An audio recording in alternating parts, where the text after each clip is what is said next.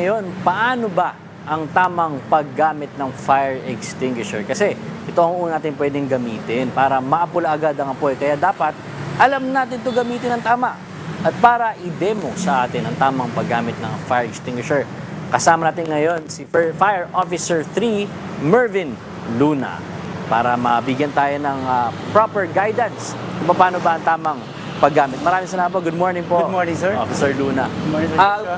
I-reiterate lang po natin, bakit po ba importante na meron tayong fire extinguishers? Yes po, sir. Importante po na meron tayong fire extinguishers sa ating mga kabahayan dahil ang fire extinguisher po ay yung life-saving device natin or equipment. Ibig sabihin ay yung fire extinguisher natin, pwede ito mag-save ng buhay at pwede mag-save ito ng ating properties.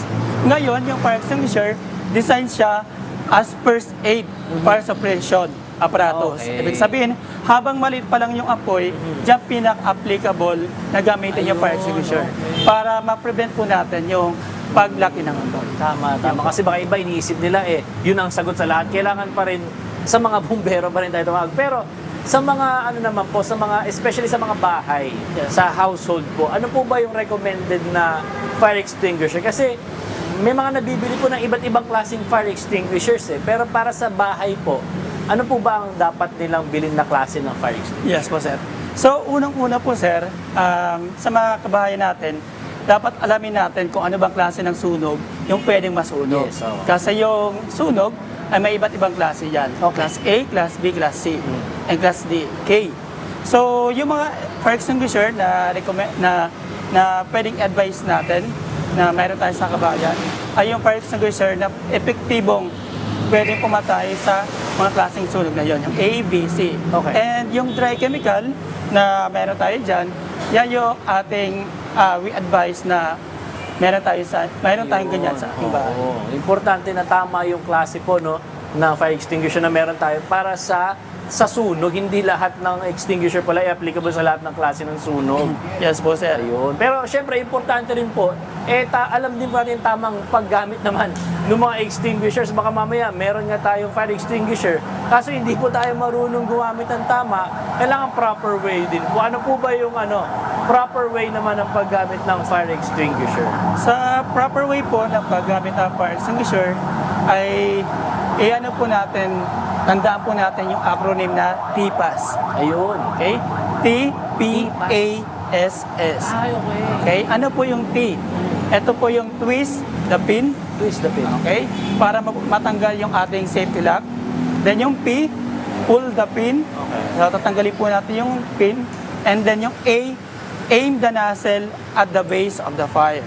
Okay, so kasama po natin si Officer Balut para mapakita sa atin kung ano ba yung tamang pag-handle ng ating fire extinguisher. So, una po twist the pin. Ayan, natanggalan natin yung pin. Pull. Ayan, pagtanggal po ng pin, aim the nozzle at the base of the fire. So, yung hawak po ng non-dominant hand natin ay nasa nozzle po. Okay? Then, yung isang kamay naman ay nasa lever and handle. And make sure po na proper stable po yung ating katawan. And siguraduhin po natin yung proper distance, yung 6 to 8 feet. Okay, hindi pa dapat masyadong malapit, hindi naman sobrang layo. 6 to 8 feet from the fire po. Yes po, sir. Okay. And at the same time, i-consider po natin yung wind direction. Okay? Paano po yun? Kasi kung mag-extinguish po tayo ng fire using fire extinguisher, pag nakaharap po tayo sa wind direction, so hindi po magiging effective yung pag-extinguish natin ng fire kasi hindi po pupunta doon yung ating agent. So pupunta po yun sa atin instead po na pumunta sa ating sa base ng fire. So dapat po, wag tayo salungat doon sa hangin. Yes po. Okay. And tanda po natin na paggagamit po tayo ng fire extinguisher sa real scenario, kailangan po yung likod natin ay yung exit. Kasi in case po na hindi po natin mapatay yung apoy, yung backup po natin ay mag-evacuate. Okay. So, usog na po tayo dun sa S na po. Yung S po ay squeeze the lever and the handle. Ibig sabihin po, pipigayin po natin yan para pa lumabas po yung laman ng fire extinguisher. And then, sweep side to side. Okay. So, slowly but evenly po. Okay? Para po well distributed po yung laman ng fire extinguisher papunta po din sa base ng fire. So, yung misconception dito, kadalasan ang ginagawa ng mga tao, tinatamaan yung flame. Okay? Opo, medyo so, mataas. dapat po sa base mismo ng fire. Ay, okay. Sa paa, kumbaga paanong apoy ang na-target, hindi yung nasa buntot, kumbaga. Hindi po yun, sir. Okay, yan. Okay. Sige, para malaman po natin, gawin natin ang actual para makita naman ng mga kasambahay natin. Practical natin gawin. Sige, Sige po. sindihan na po natin ito.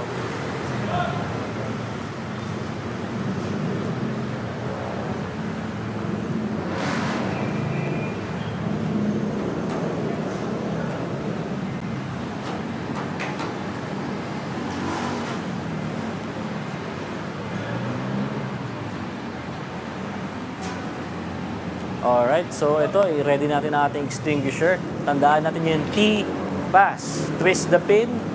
Ayan, twist. I-twist ni Officer Balot. Pull. Aim the nozzle and then, sige po, squeeze. Alright. And sweep. Ayun. Kailangan po opposite nga pala nung opposite nung hangin. Nakikita nyo pa ba? Napakabilis lang pag tama po yung technique at saka yung paano ginawa, mabilis lang, no? Mabilis lang po Yes, sir. maapula. Kasi Mabilis lang po. yung ibang mga napapanood natin, parang naubos na yung isang extinguisher, hindi niya pa naapula ang apoy. Pag tama, magagawa natin ng safe yung ating pag-apula. Ngayon, sige, para naman, isa sa mga tatanda natin, yung T-pass, twist, pull, aim, squeeze, at sweep evenly. At tandaan, sa base po Sweep. ng apoy. Sweep side to side. Sweep side to side. Slowly and evenly Slowly po, sir. pala and evenly. At syempre, sa base ng apoy natin itututok, hindi dun sa ibabaw. At ngayon, ako naman po. Matagdag ko lang po pala, sir, na kailangan din po, tandaan natin na yung fire extinguisher natin at all times, good condition po dapat yan. Ay, oo nga po. So, No? dapat maganda yung condition po ng fire extinguisher natin. Di ba para parang po may guarantee mga tayo. din po duration lang po kung gaano katagal po pwede i-stock ang isang extinguisher? Gaano katagal lang po ba? Kasi baka mamaya 10 taon na yung binili na ng extinguisher, okay pa po ba yun?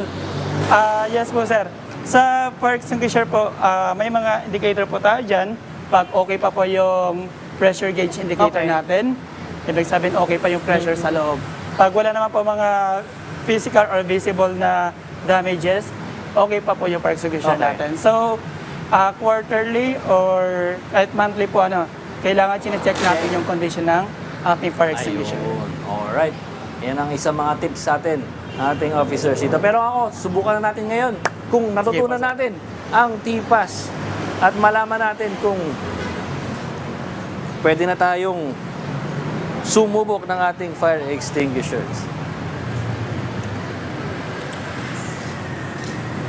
Habang sinisindihan, review natin yung T-pass, twist, pull, aim, squeeze, and sway.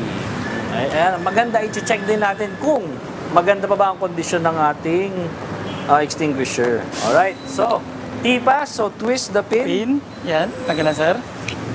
Pull. Pull the pin, tanggalan po. pull na, and then, Aim the nozzle, the base pwede of po fire. ba sa kanan pala? Ayan po. Pwede po yan, sir. So, aim natin yung nozzle. Pag natutok po, sir, yan, pwede nyo na po natin i-squeeze. So, ito, maganda makita po natin no, yung direction po ng hangin na papunta to. po. So, lilipat po tayo dun sa... Papunta po siya doon. Yes, sir. Lilipat So, po kailangan, tayo, susundan natin yung hangin para effective yung sir. paggamit natin ng 6 to extinguisher. 8, sir, baka po mag... Ayan, 6 to 8 clear up feet. po yan. Yan. So, after ng aim, squeeze na. Squeeze po. And sweep. Isa, yun. Ano? Kita, ayan, kita. Effective! Ngayon, marunong na tayo mga kasambahay. Maganda hindi lang tayo owner ng fire extinguisher. Dapat, alam din natin gamitin ng tama itong ating mga extinguishers. Sir Officer, invite ko po ulit kayo dito. Again, few reminders lang po sa mga kasambahay po natin, no, yung importance kasi nakita natin ngayon, napakabilis pala makapula ng apoy kapag tama yung way, proper yung technique natin sa paggamit ng extinguishers. Few reminders lang po sa mga kasambahay po natin na siguro sa mga homeowners at siguro sa mga may mga business, mga establishments din po. Yes po, sir. Tanda po natin na gaya po ng sinabi ko kanina, napakahalaga po na meron tayong fire extinguisher sa ating kabahayan. And napakahalaga din po na yung fire extinguisher na meron tayo sa ating bahay ay alam po natin kung paano gamitin. Yan, tama. Para hindi po magmukhang display lang po yan. Opo. And at the same time, kung mayroon po tayong fire extinguisher sa ating bahay, huwag po natin itago sa mga sulok. oo nga po, So no? kailangan po, nakikita po yan and readily accessible. Okay. Para in case na magkaroon po ng sunog, mabilis po natin matatampot yung fire extinguisher para pumapula po Oo nga po. yung Pero ano po ba apoy. yung proper, storage po ba niya? Pwede po ba siya yung nasa naaarawan? Paano po yung tamang storage Yes sa po, kanya? sir. Sa fire code po, sir, yung temperature po ng fire extinguisher, pag dry chemical po, ay hindi po siya beyond 49 degrees Celsius. Ay, okay. And hindi din na po siya masyadong mababa yung temperature. Okay. So, kailangan nasa tamang temperature lang siya. Okay, para na-maintain po natin yung condition ng ating fire extinguisher.